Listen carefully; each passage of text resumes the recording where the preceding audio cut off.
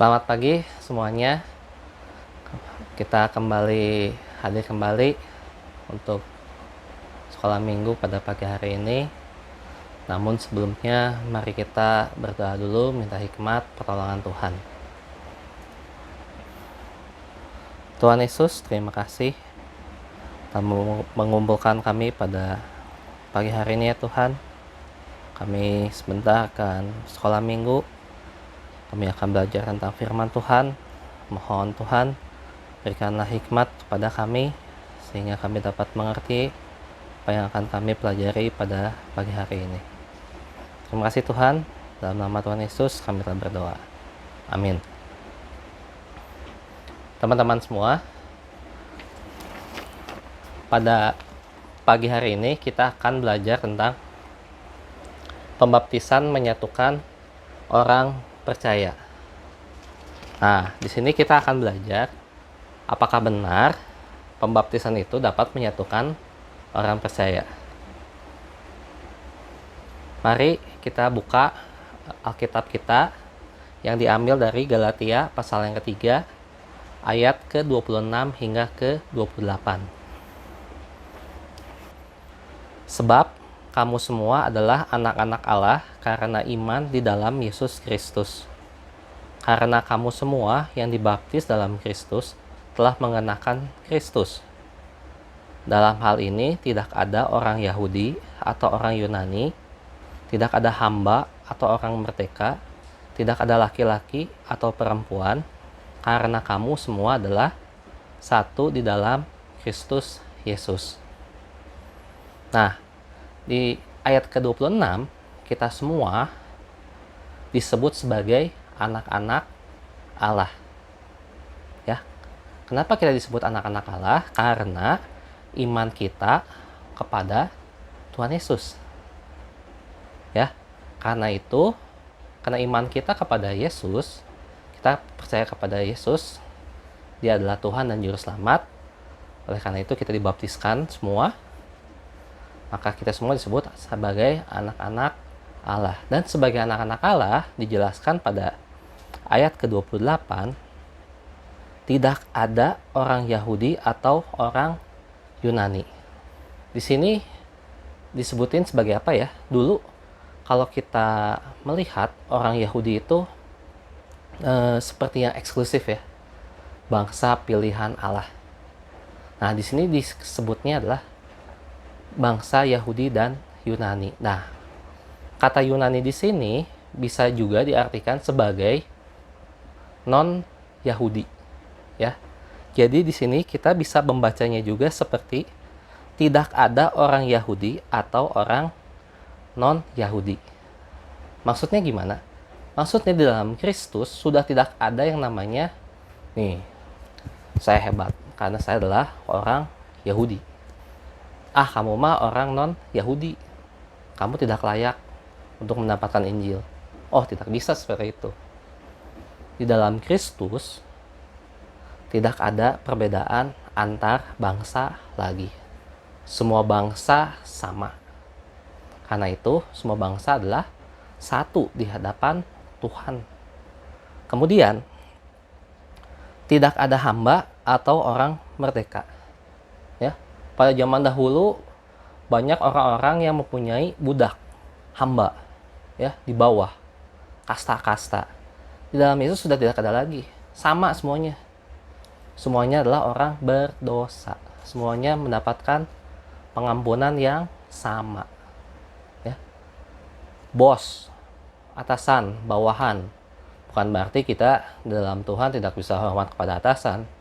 Ya, di dalam Kristus, di dalam pelayanan, di dalam pengabaran Injil, di dalam memperluas kerajaan Allah, itu dikatakan sama. Tidak ada hamba atau orang merdeka. Semuanya sama di mata Allah.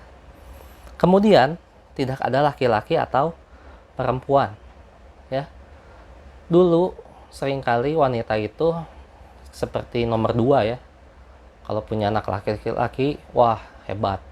Ya, laki-laki di atas, wanita di bawah. Di dalam Yesus tidak, sama semua. Masing-masing memiliki perannya masing-masing.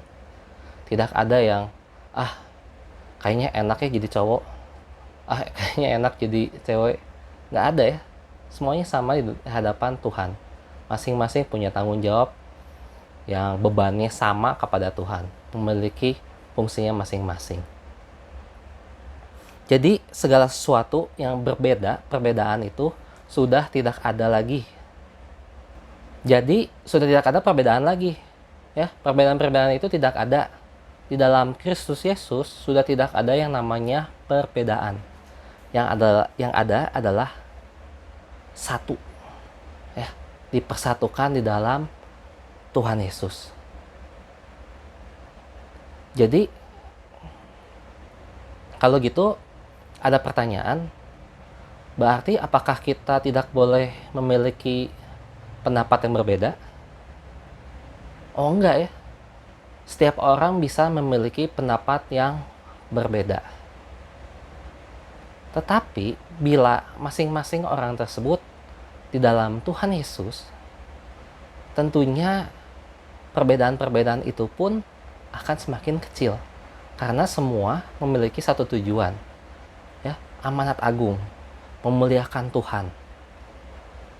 Bagaimana kita merespon ketika orang lain memiliki pandangan yang berbeda?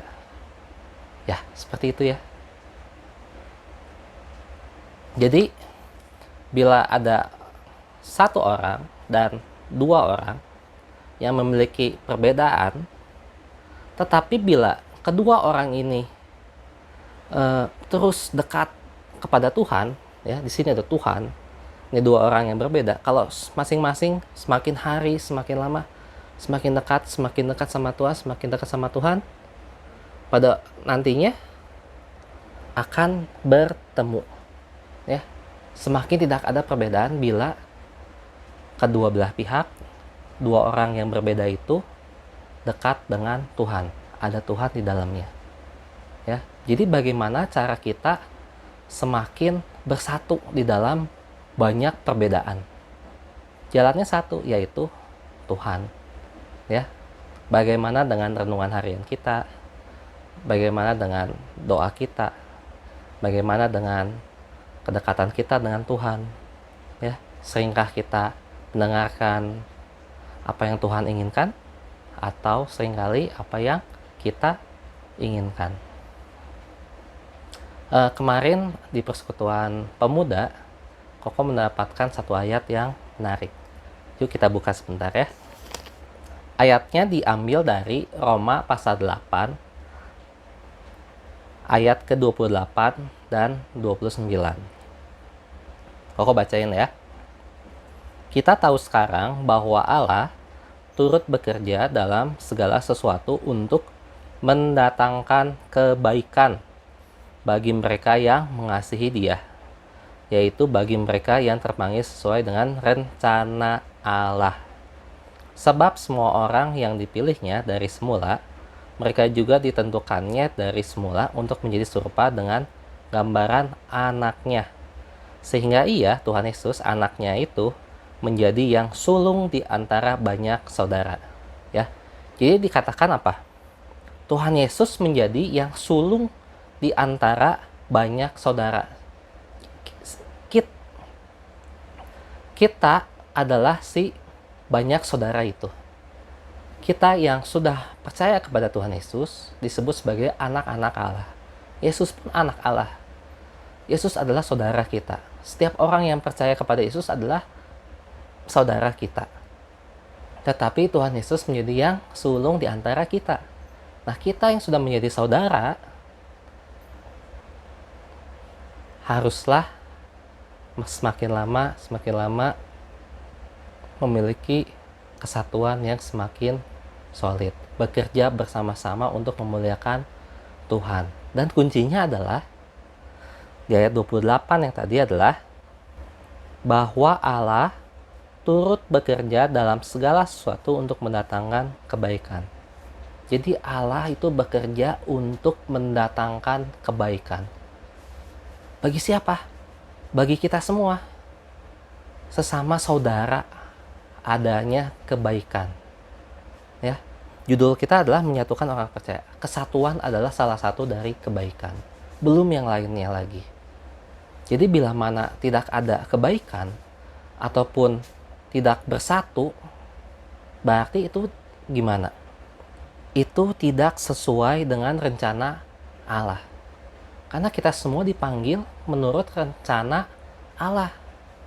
Ya, sehingga mendatangkan kebaikan bagi kita, bagi orang-orang di sekitar kita, bagi orang-orang yang belum mendengarkan firman Tuhan. Jadi teman-teman semua, balik lagi ya ke judulnya adalah pembaptisan menyatukan orang percaya.